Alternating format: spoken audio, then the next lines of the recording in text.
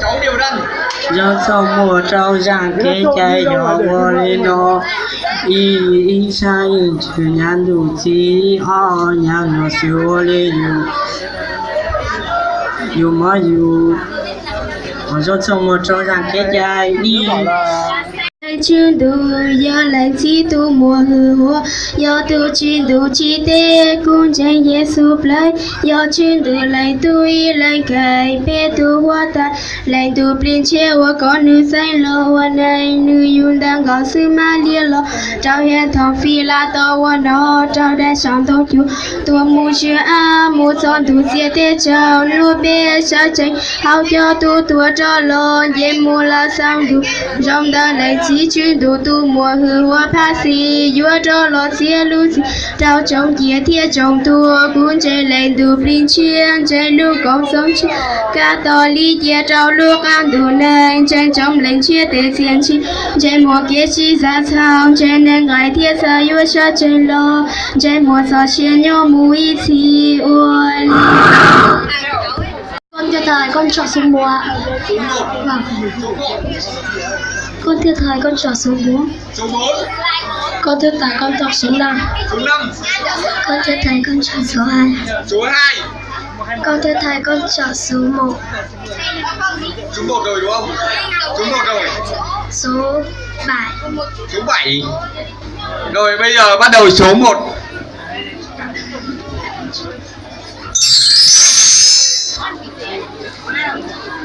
Năm chúc mừng.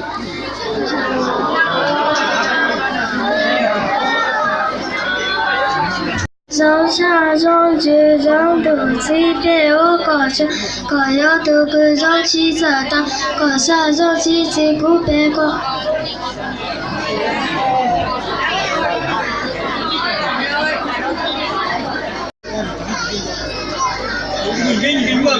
dẫu xin đó Maria tụi ta tiền chi bố xin bố tay cho có nhau có ta không ta muốn cháy rồi trong quan niệm tí chi tiếc có lệnh tu Giêsu ta không tao mong lệnh cho Maria chuyên đủ lệnh nhé thằng đủ lúc biết cho nên sao chỉ giữ lo một số lúc trả đồ bé holy Số 3. Con chọn số 9. Số 9. Thầy con chọn số 2. Số 2.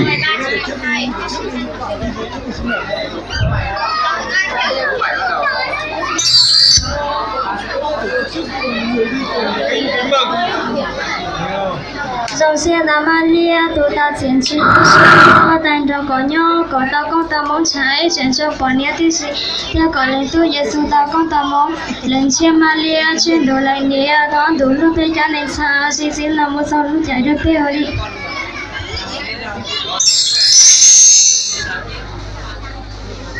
dòng xe yo yên khăn giúp đi yo yên khăn tha dù bê yo yên khăn giống chế rao yo yên khăn đa chỉ yo yên khăn lên giống trò chi yo yên khăn lên giống trò yo yên khăn dễ trù cha yo yên khăn chinh gà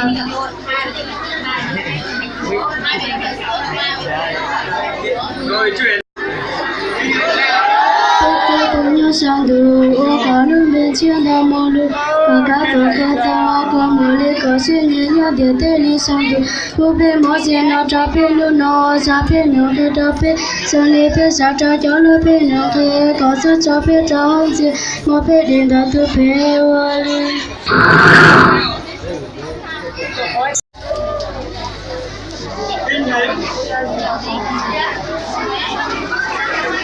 từ khi cô sa in chữ nhà cô sống bị cô li mua lúa sữa ô li cô mua vô li Rồi số tiếp theo.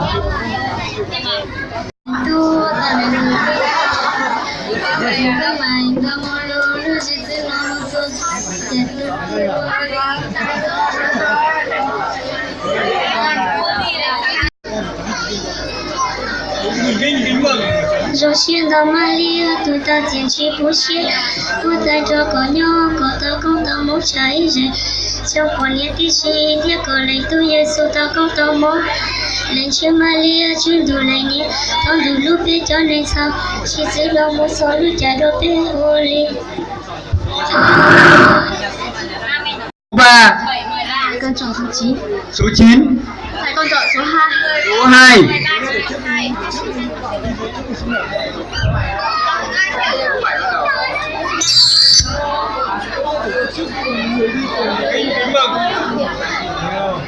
Dòng xe là Maria, tôi ta chiến trí Có tàn trong có nhau, có ta con ta mong trái Chuyển cho quả nhé tí sĩ Theo có lệnh tôi Giêsu ta con ta mong Lệnh chia Maria, chuyên đồ lệnh nhé Đón đủ lúc bê cha này xa xin là một sau lúc chạy được bê hồi đi.